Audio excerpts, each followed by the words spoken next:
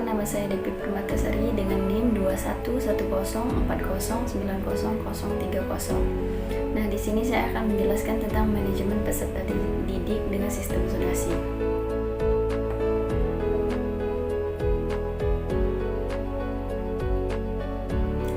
Nah, yang pertama itu konsep dasar keterampilan peserta didik abad 21.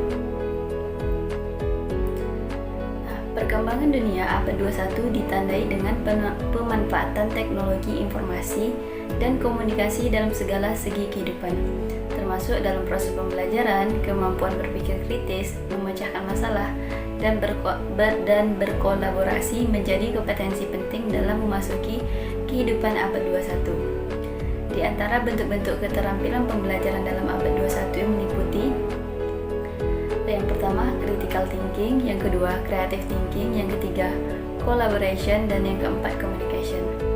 Nah, yang pertama itu yaitu critical thinking.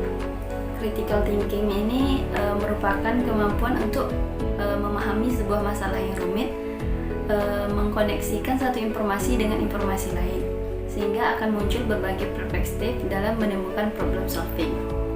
Kemudian yang kedua, creative thinking. Creative thinking itu merupakan kemampuan untuk mengembangkan, melaksanakan dan menyampaikan gagasan-gagasan baru kepada orang lain, bersikap responsif dan terbuka terhadap perspektif baru yang berbeda. Kemudian collaboration. Collaboration adalah kemampuan untuk bekerja sama, saling bersinergi, beradaptasi dalam berbagai peran dan tanggung jawab, bekerja secara produktif dengan yang lain dan menghormati perspektif yang berbeda. Kemudian communication. Communication ini adalah kegiatan mentransfer informasi baik secara lisan maupun tulisan. Komunikasi sangat penting dalam peradaban manusia. Komunikasi yang baik dan efektif membutuhkan keterampilan komunikasi yang baik. Kemudian konsep dasar manajemen peserta didik. Nah, manajemen peserta didik dapat diartikan layanan yang memusatkan perhatian pada pengaturan, pengawasan, dan layanan individual seperti pengembangan keseluruhan kemampuan, minat, dan kebutuhan sampai matang dan dengan mendapatkan proses pendidikan di sekolah.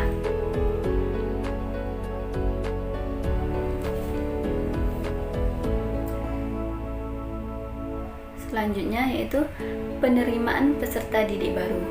Nah, penerimaan peserta didik baru adalah proses seleksi yang akan menentukan siswa yang diterima di suatu sekolah. Proses ini diharapkan dapat berjalan secara objektif, akuntabel, transparan, dan tanpa diskriminasi sehingga bisa mendorong peningkatan akses layanan dalam pemerataan pendidikan.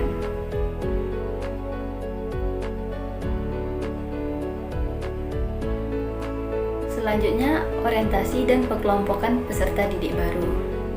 Nah, pengenalan peserta didik baru dengan lingkungan lembaga pendidikan disebut dengan orientasi peserta didik baru.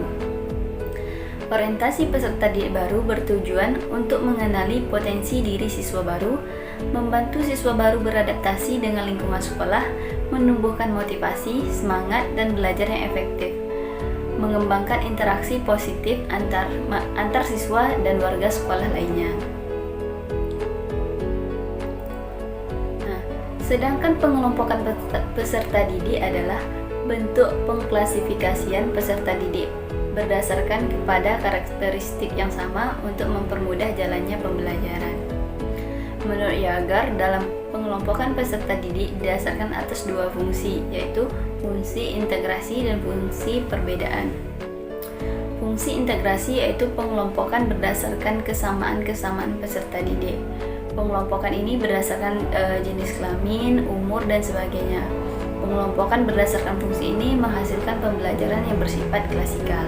Sementara fungsi perbedaan yaitu pengelompokan peserta didik didasarkan kepada perbedaan-perbedaan yang ada dalam individu peserta didik, seperti minat, bakat, kemampuan, dan sebagainya. Nah, pengelompokan berdasarkan fungsi ini menghasilkan pembelajaran yang bersifat individual.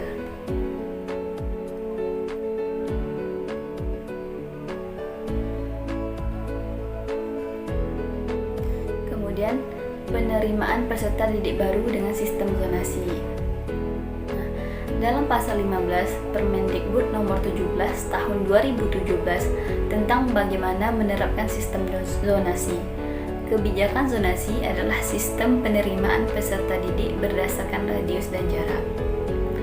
Salah satu upaya nyata pemerintah dalam rangka pemerataan pendidikan ini, pemerintah mengeluarkan aturan baru dalam penerimaan peserta didik melalui Peraturan Menteri Pendidikan dan Kebudayaan Nomor 17 Tahun 2017 tentang penerimaan peserta didik baru.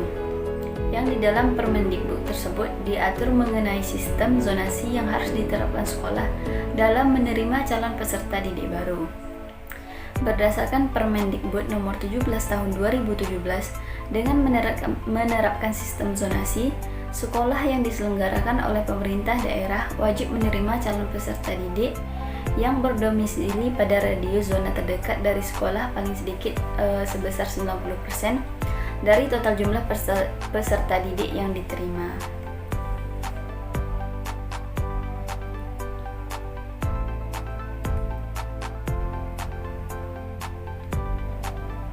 Kemudian, pandangan masyarakat yang pro dan kontra terhadap sistem zonasi.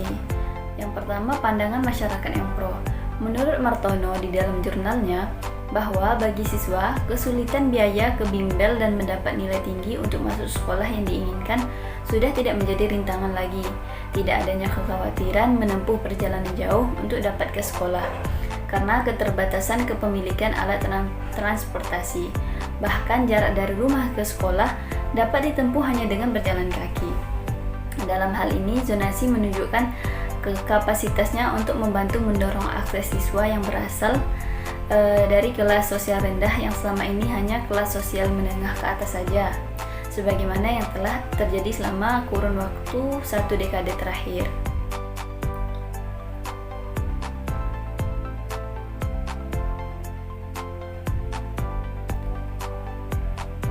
Kemudian, pandangan masyarakat kontra. Menurut Wahyudi di dalam jurnalnya, bahwa penerapan jalur prestasi juga dirasa kurang tepat karena proporsi 5-10% dianggap terlalu kecil untuk dapat mewadahi banyaknya siswa berprestasi. Efeknya, sebagian masyarakat merasa tercurangi atas sistem zonasi, khususnya bagi mereka yang putra-putrinya mendapat nilai ujian akhir yang tinggi. Mereka merasa capaian belajar anak-anak mereka menjadi tidak penting sebab sekolah hanya melihat siapa yang tinggal paling dekat saja.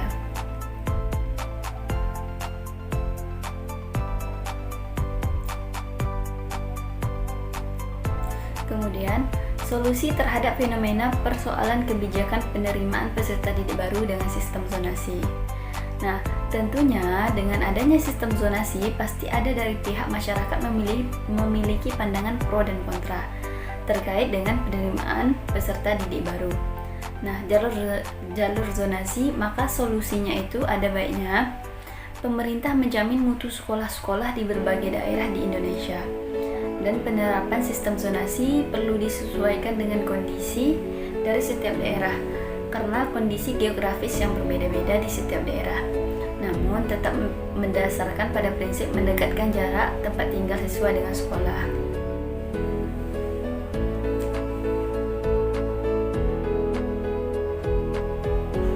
Kemudian, kaitan materi dengan kebijakan sistem zonasi penerimaan peserta didik baru. Sistem penerimaan peserta didik baru merupakan layanan yang bertujuan untuk memudahkan masyarakat memasukkan putra-putrinya ke sekolah. Oleh karena itu, orang tua yang merupakan pemangku kepentingan utama dalam penerimaan peserta didik baru seharusnya didengar dan diberikan kesempatan untuk menyuarakan sistem pendidikan apa yang mereka inginkan.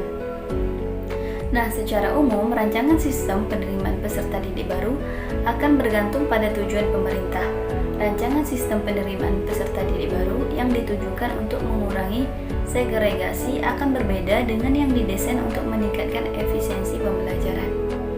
Oleh karena itu, untuk mendapatkan tujuan yang tepat, pemerintah harus terbuka dalam melihat permasalahan yang ada di lapangan.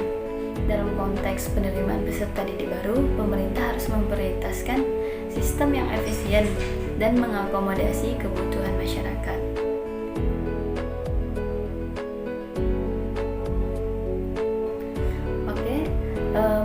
cukup sekian presentasi yang saya sampaikan terkait dengan manajemen peserta didik sistem zonasi.